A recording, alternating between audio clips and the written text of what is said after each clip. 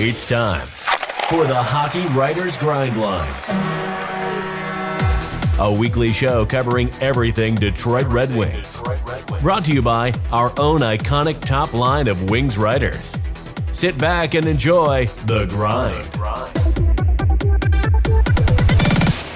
Welcome to the Hockey Writers Grindline, brought to you today by the Hockey Writers Sports Betting Guide, a brand new source for your daily sports betting odds, lines, props, and futures, as well as some daily fantasy strategies and analysis.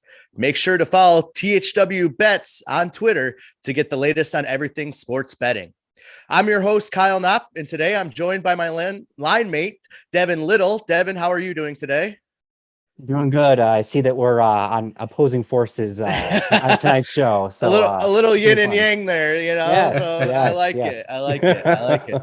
And filling in for Pat, who I promise is not being held out for trade considerations, is Vancouver Canucks correspondent, the Grindline producer, and overall great guy, Matthew Zator. How are you today, Matt?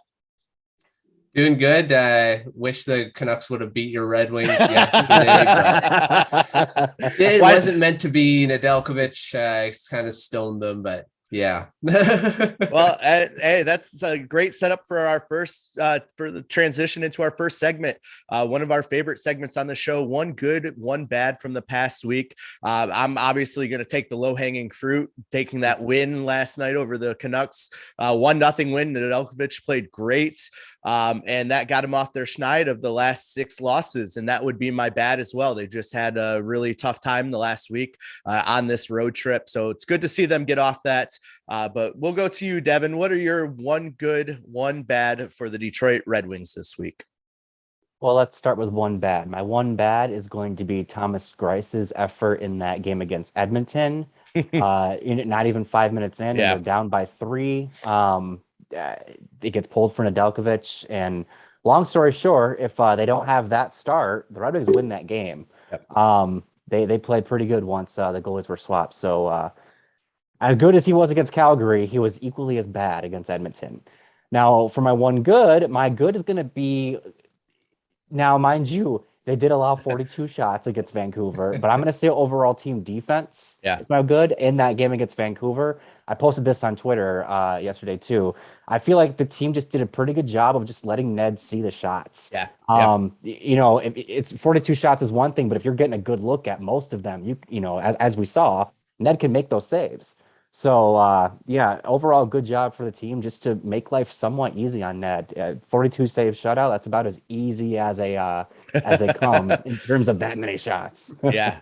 No, he was seeing everything. I don't think they were really giving up many second or third chances, which has really been their Achilles heel this year in close games, is giving up those second, third chances in front. So great analysis there, Devin. Matt, over to you. One good, one bad from this past week. Could be Red Wings related, could be Vancouver Canucks related, although I think we know what that bad might be. That's our good. What do you have for us in the week of hockey that was? Well, I'm gonna have a good for former Canuck goalie Levy and former Canuck Troy Stecher. They both played really well in that game. Levy had a few times where the Canucks got in front of him, but he played a pretty good game as a bottom pair defenseman. He played as good as he could, and Stecher, I still say the Canucks should have kept him because he's such a good depth defenseman that he can go up and down your lineup and he can play a lot of roles. I mean, he's good defensively. He's a good two-way defenseman, and he showed that yesterday as well. My bad is the Canucks losing to Nedeljkovic because Nedeljkovic hasn't been that good all season, and of course he goes and stops everything.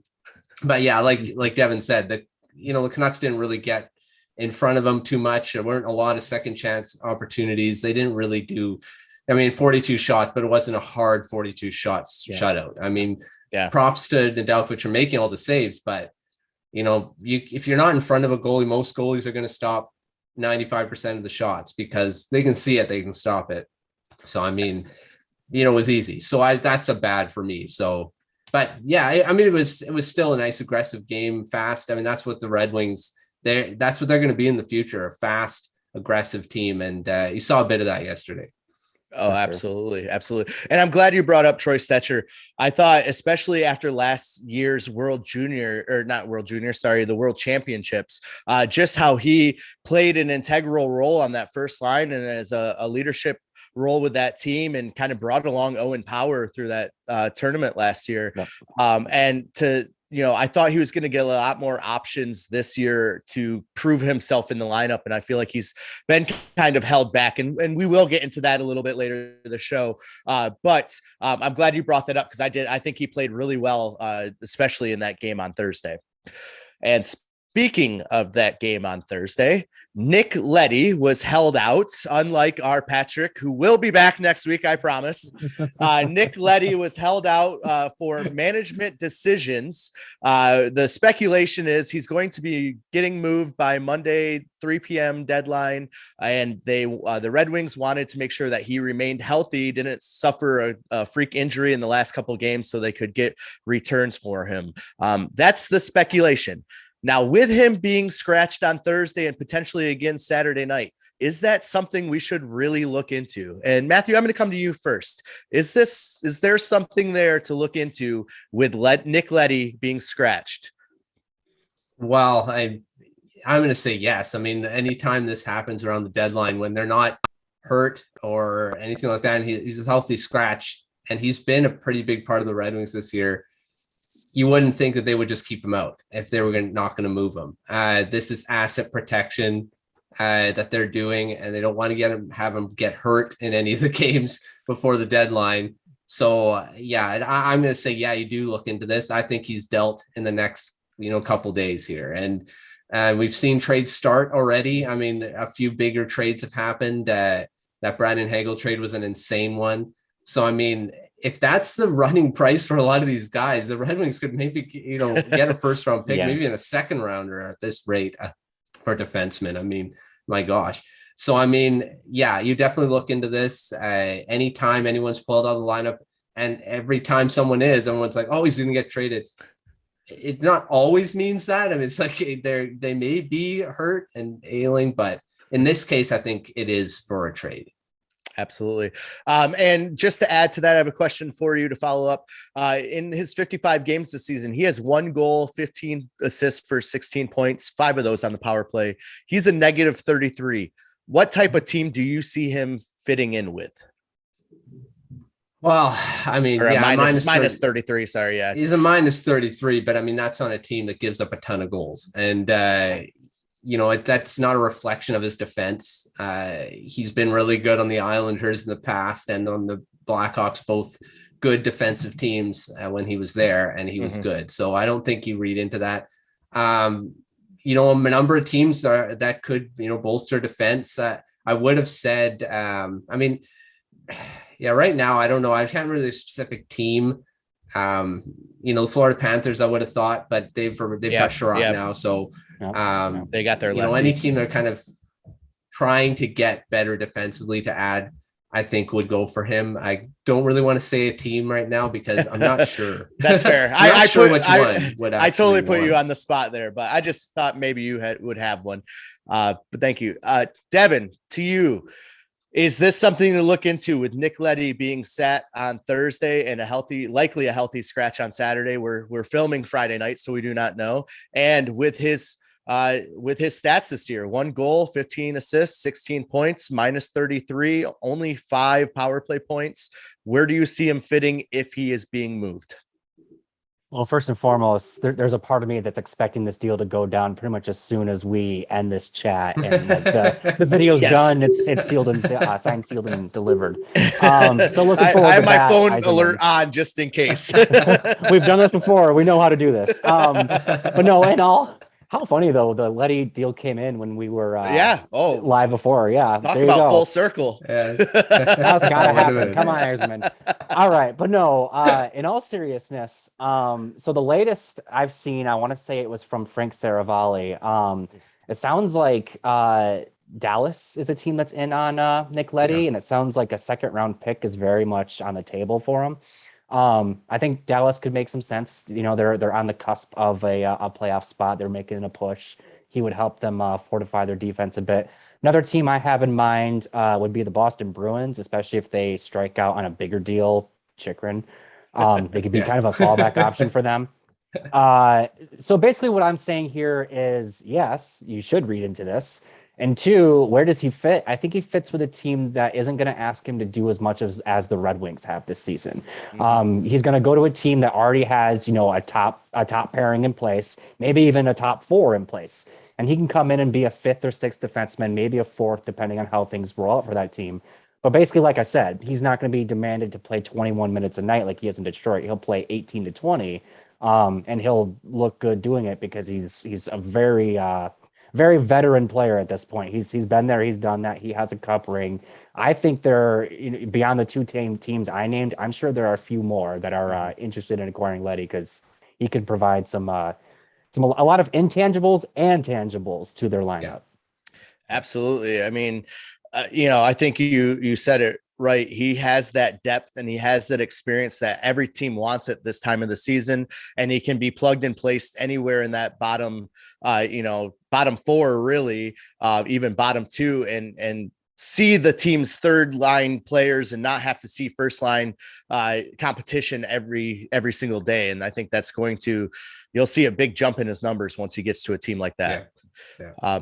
All right. So moving on, I want to get your final thoughts on trade deadline predictions. And I'm going to go first. I think the Red Wings are certainly going to be moving a defenseman. It looks to be that it's going to be Leddy. I mean, he's the most obvious choice right now. They're keeping him out of the lineup.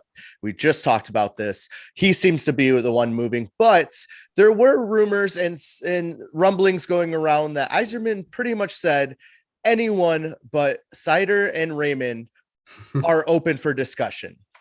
Do I think something like that one of those big names, a Larkin, a Bertuzzi is going to go? I know, but I think there's a chance for a Mantha-esque type trade this season where maybe a Zadina, maybe a Rasmussen, maybe a Nemestikov gets traded for a little bit more dollar returned on the value than you might expect. And I think that's really going to help the team moving forward. So I'm going to go with kind of a vague deadline prediction. I think we're going to get another Mantha-esque deal. I don't think it will be as great of a return, but I think it's going to be one of those that you're going to look and be like, wow, we kind of won that deal right off the bat.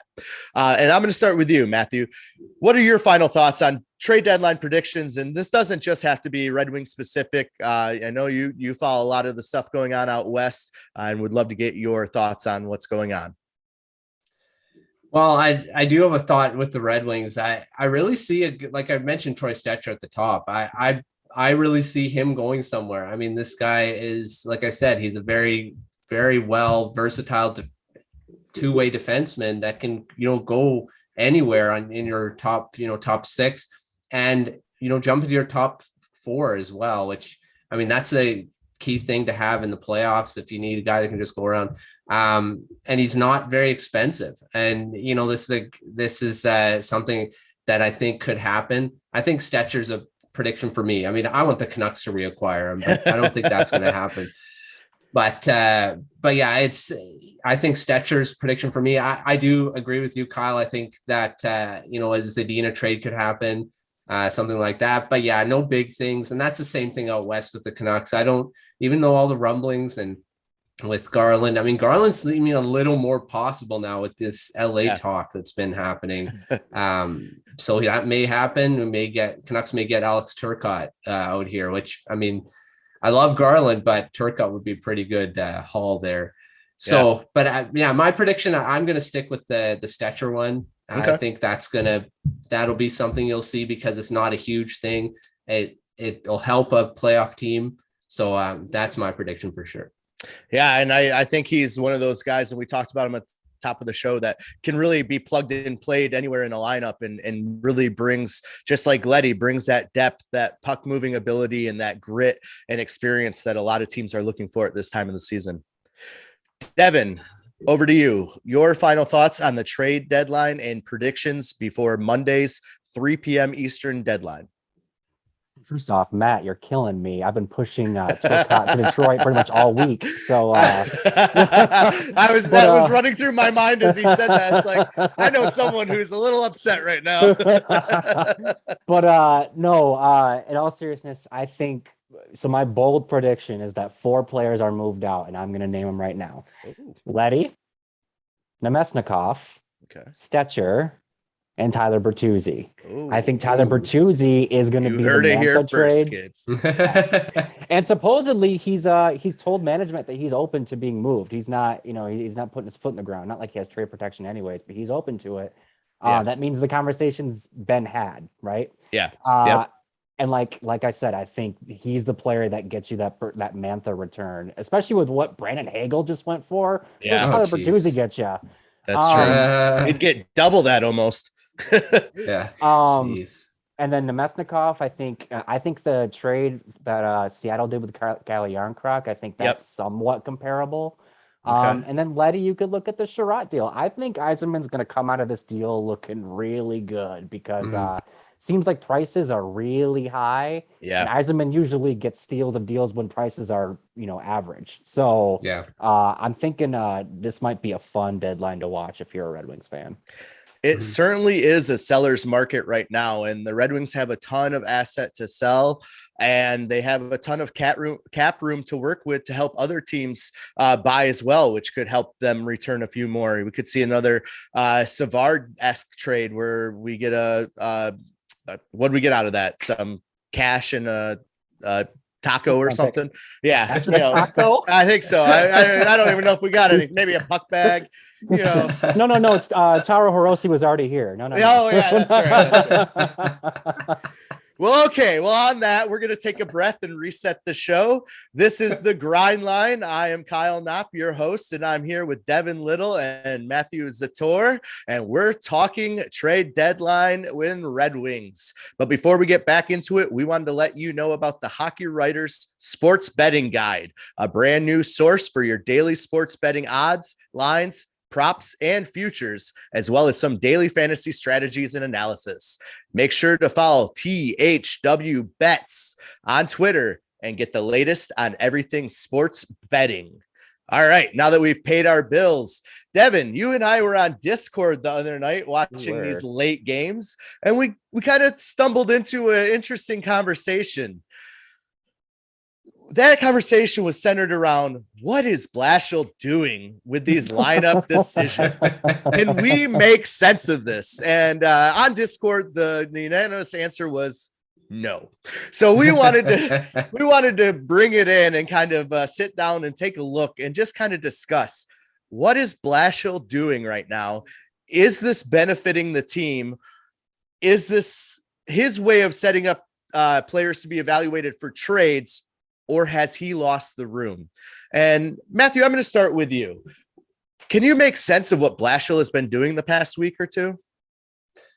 Well, I looked over that Discord chat a bit going into this, and it got pretty back and forth there for a few people there. But looking at the lines that Blashill threw out yesterday, or Thursday. I don't want to keep saying yesterday when you're watching it another day. So Thursday against the Canucks, Jacob Vrana isn't he a top line player? I mean, I thought at least top 6, and he's playing on the third line with Joe Boleno and Sam Gagner. It kind of confused me when I'm like, why is Vrana on the third line? And he should be playing higher in the lineup.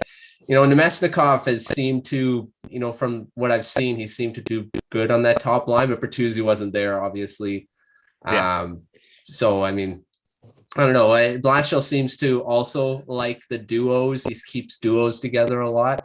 And changes the third guy. I mean, it's interesting what he's doing from what I've seen on the outside here, but the biggest one that I saw was Vrana being in, in the third line position. It kind of confused. I mean, yes, he's coming off an injury, maybe trying to get him back up to speed, but he's an offensive player. He should be playing in their top 6.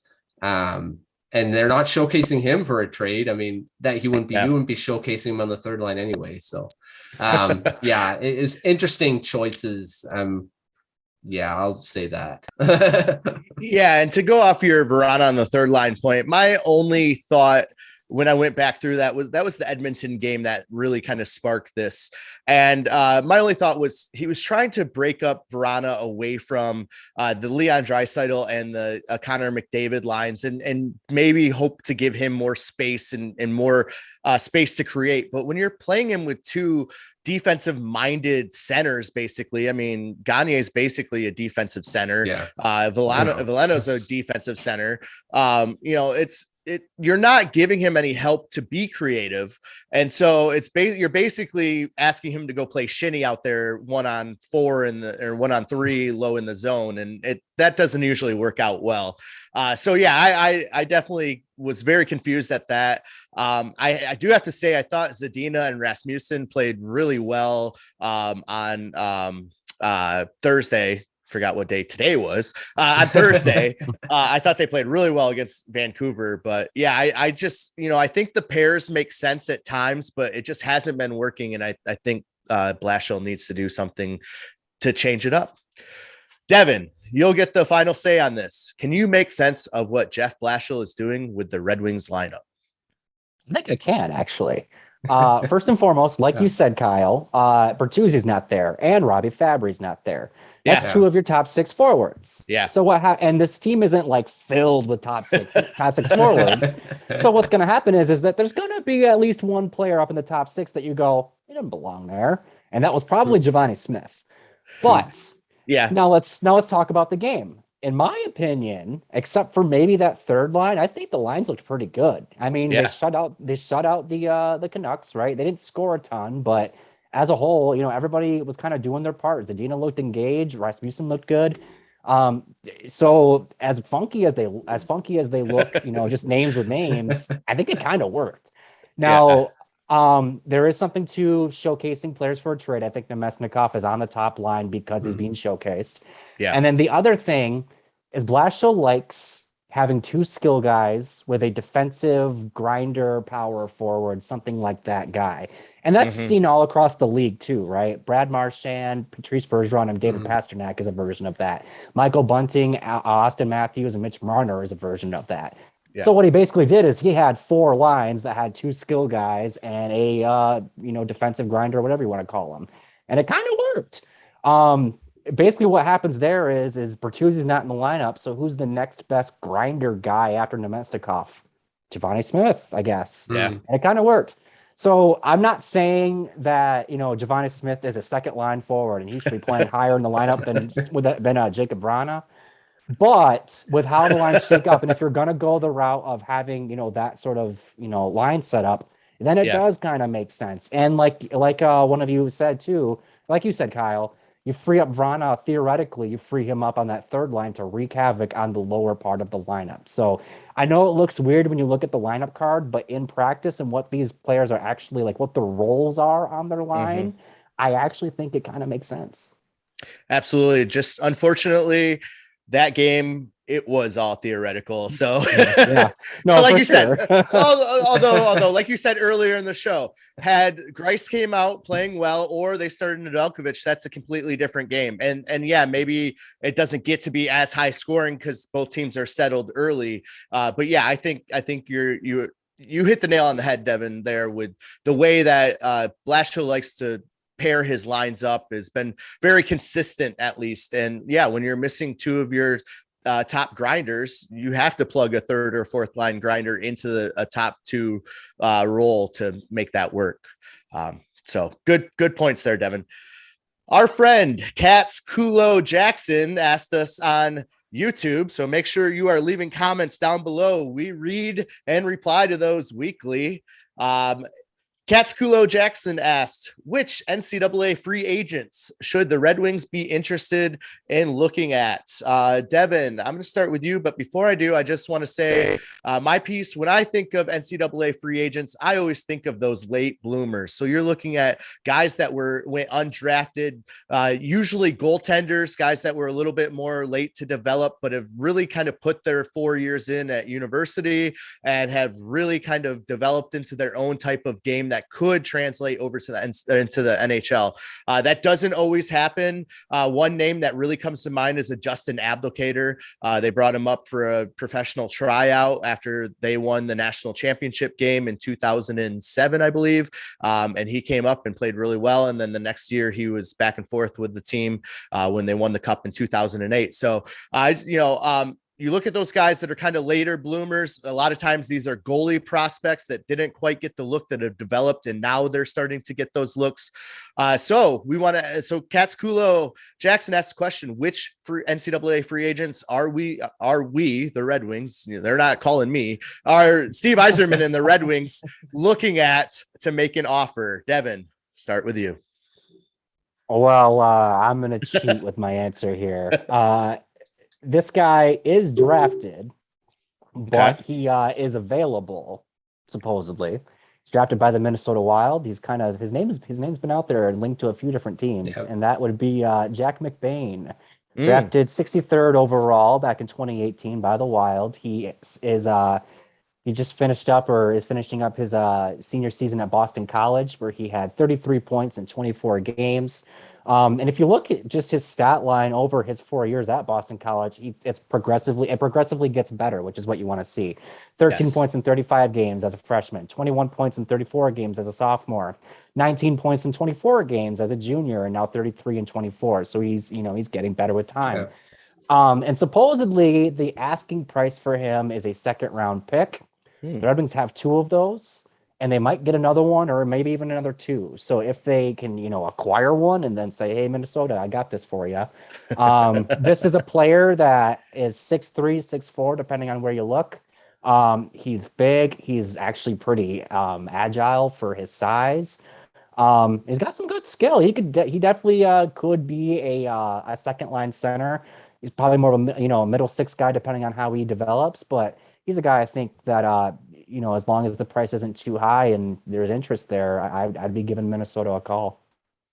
Great point. I mean, he could be a really good pickup there for not very expensive, especially if we're going to get something pretty heavy back for a Nick Leddy or Tyler Bertuzzi. Wink, wink.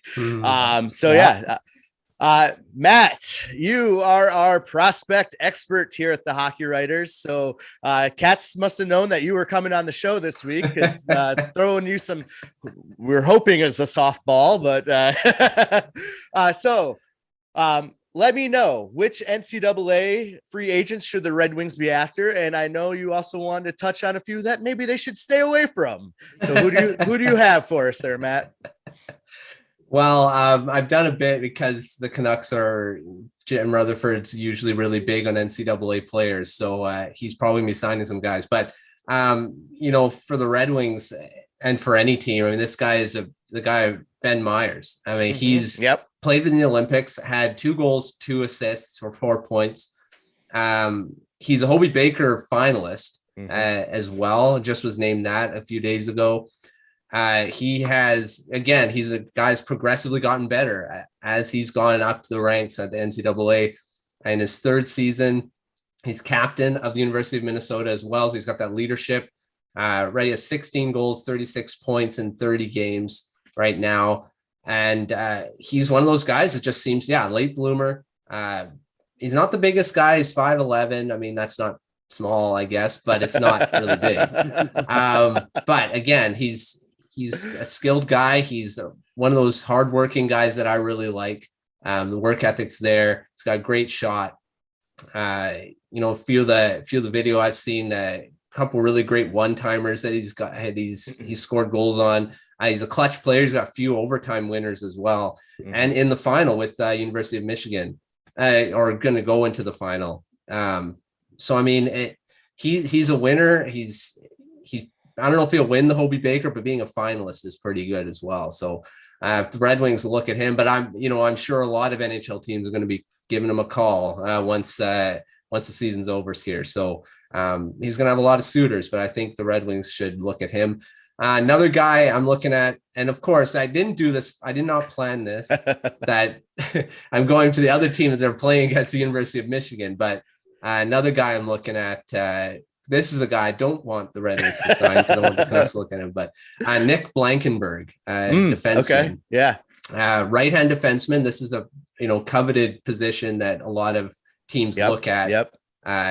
He is small. He's 5'9". I mean, this is a small guy, but he's brought himself up the ranks. He came in as a walk-on, and now walk-on to Michigan, and now he's captain of the team. So it's like he also plays with Owen Power on the top pairing, and he's playing with the first overall pick, and he's a guy he's excelled. Being on such a high-powered first pairing, and he's got 14 goals as a defenseman, 28 points in 34 games, plus 18. But I mean, on Michigan, everyone's a plus. So, but again, really dynamic defenseman, great skater, great mobility. I think the Red Wings would do well to look at him, but I don't want them to. I want the Canucks to. But I'll put that name out there. Hey, he'd be a good pickup. You know who he kind of reminds me of is a young Brian Rafalski. I think he would play that type of role really well. So great choices. I mean, I'm sure, like you said, all teams are going to be keeping eyes out and being suitors after all those players. But yeah, if the Wings could land any of those three, I think they would be set. Their future would be looking pretty good. All right, our final topic tonight. What do you most want to see out of the Wings in their games post deadline? And Matt, I'm going to come to you as an outsider. You don't cover the Red Wings. You're not necessarily a fan. What do you want to see out of this young team? What do you want them to prove to you in their games post deadline? Well, I'll correct you on that. I am a fan of the Red Wings. I just want you to say it so we've been on recording. This is one of the teams where I like them when they're not playing against the Canucks. There you go. Yeah. There's teams like the Calgary Flames. I hate them. It doesn't matter when it is. But the Red Wings are the Red Wings are, I've always admired how they built teams in the past, and now Yzerman's running the show, so I'm admiring him again. The prospects are really exciting, and this is what I want to see from them. Just keep playing the game. The rest of the year, this is, keep developing, because the Red Wings have a really bright future with their young guys. Bring in guys from the AHL, bring in those guys that once the trades happen, there's going to be openings. So give them a chance auditioning for next year and see what happens, because I think just give them all the opportunities. Because they're not playing for a playoff spot. Get ready for next year. And I think that's what I'm looking at. See a lot of prospects, see a lot of young guys play. Absolutely. I would like to echo that. For me, I would love to see the Wings allow their young guys, see some more prospects get up, take the leash off some of their younger guys and let them have that creativity. If they are the offensive, firepower or creative type player, let them have that ability to create in the offensive zone and really see what they can do at the NHL level, and just let them play. I'd love to see them just let them play. So Devin, we will come to you. Devin, you have the last words on our show today. Well, no, because I have to read one more plug, but you have the last topic. What do you want to see the most out of the Red Wings in their games post deadline? And do I hear a train coming? Choo? Is that? Yeah, I want to see Lucas Raymond score 30 goals in the last 20 games. But no, in all seriousness, I want to see a few things. I want to see the Red Wings secure a top 10 pick. I don't care if it's 10th overall. I want to see them land in a place to where they can get a top 10 pick. I think the top 10 specifically in this year's draft is really good. And if they can get one of those picks, gold.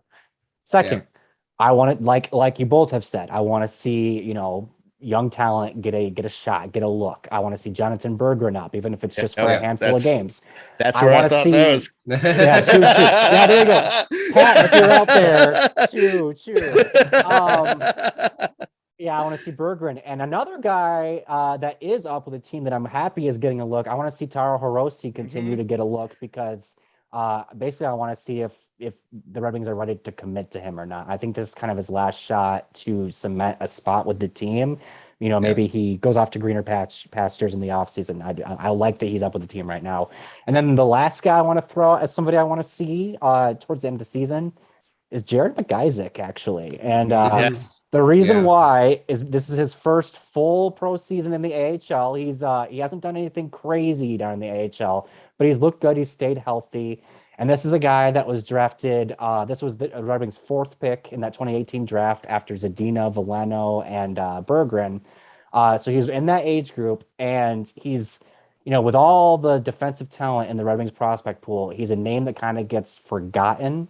Yep. So in the same way that you want to see Hirose to see what you've got there, you want to see Berggren to see what you've got there, it's time to see what you've got in McIsaac. I don't think he's ready for the NHL yet, but I want to see how close he is. Yeah. So he's a guy I'd like to see get a couple of games in the NHL. Excellent points, Devin. Excellent points. In case we haven't convinced you with our first 2 plugs, make sure to follow the Hockey Writer Sports Betting Guide, a brand new source for your daily sports betting odds, lines, props, and futures, as well as some daily fantasy strategies and analyses. Make sure to follow THW Bets. That's BETS, THW Bets on Twitter to get the latest on everything sports betting. And with that, we are proud to bring you another episode of The Grind Line. Thank you for tuning in. For myself, Kyle Knopp, Devin Little, and Matt Zator, we'll see you next week.